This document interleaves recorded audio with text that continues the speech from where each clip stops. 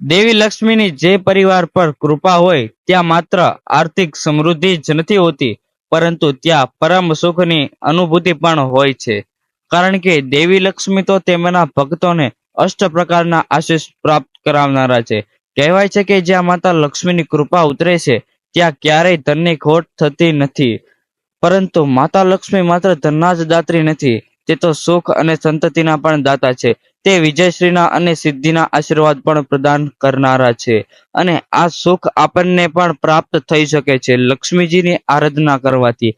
આજે આપણે જાણવાના છીએ કે એવી કઈ વસ્તુ છે જે અર્પણ કરવાથી માત્ર માતા લક્ષ્મી પ્રસન્ન થશે અને આપણા ઘરમાં ધન સંપત્તિ વધશે.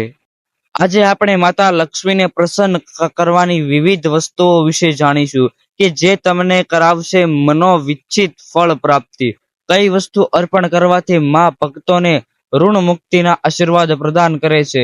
માતા લક્ષ્મીને કઈ વસ્તુ અર્પણ કરવાથી આપણા જીવનમાં દાંપત્યનું સુખ અકબંધ રહેશે, તે વિશે આપણે આજે જાણકારી આપીશું. શંખ. Tips number 1. સમુદ્રમાંથી પ્રાગટ્ય થતું હોય શંખ એ તો લક્ષ્મીજીનો ભાઈ મનાય છે. માન્યતા અનુસાર જ્યાં શંખ હોય ત્યાં માં લક્ષ્મી જરૂર હોય ને હોય જ છે. Tip number 2.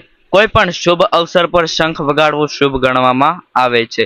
શંખને દિવાળી, હોળી અને મહાશિવરાત્રીએ ઘરમાં લાવવું શુભ ગણવામાં આવે છે.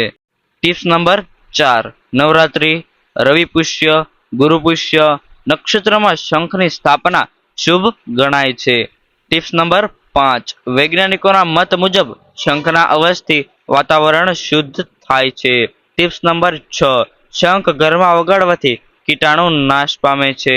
Tips number 7. પૂજા સ્થાન પર સફેદ રંગનો શંખ રાખવો જોઈએ. Tips number 8. શંખનો પ્રયોગ કરવાથી માતા લક્ષ્મીની કૃપા પ્રાપ્ત થાય છે. ગુલાબ. Tips number 1. આ ફૂલ અને તેની સુગંધમાં લક્ષ્મીને ખૂબ જ પ્રિય છે. Tips number 2.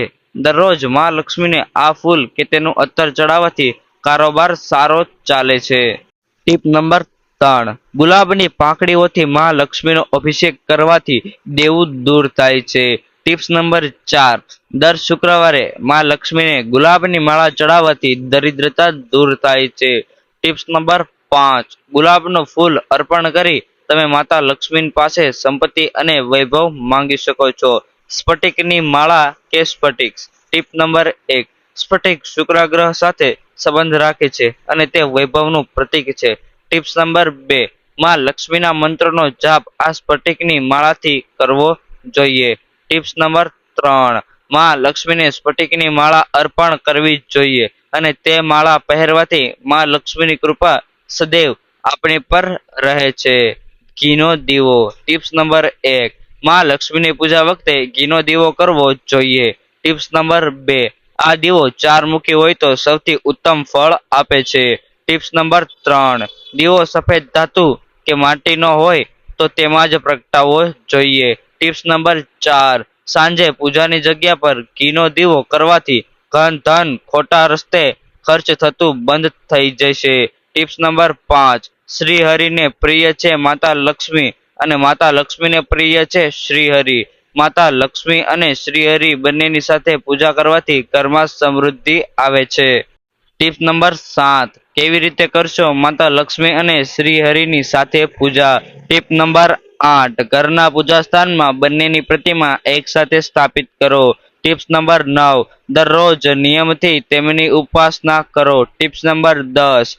આ કાર્ય નિયમિત કરવાથી પરિવારમાં અંદરો અંદર પ્રેમ વધશે તેમજ ધન લાભ થશે. નોંધ: આ લેખ પ્રચલિત માન્યતાઓ પર આધારિત છે.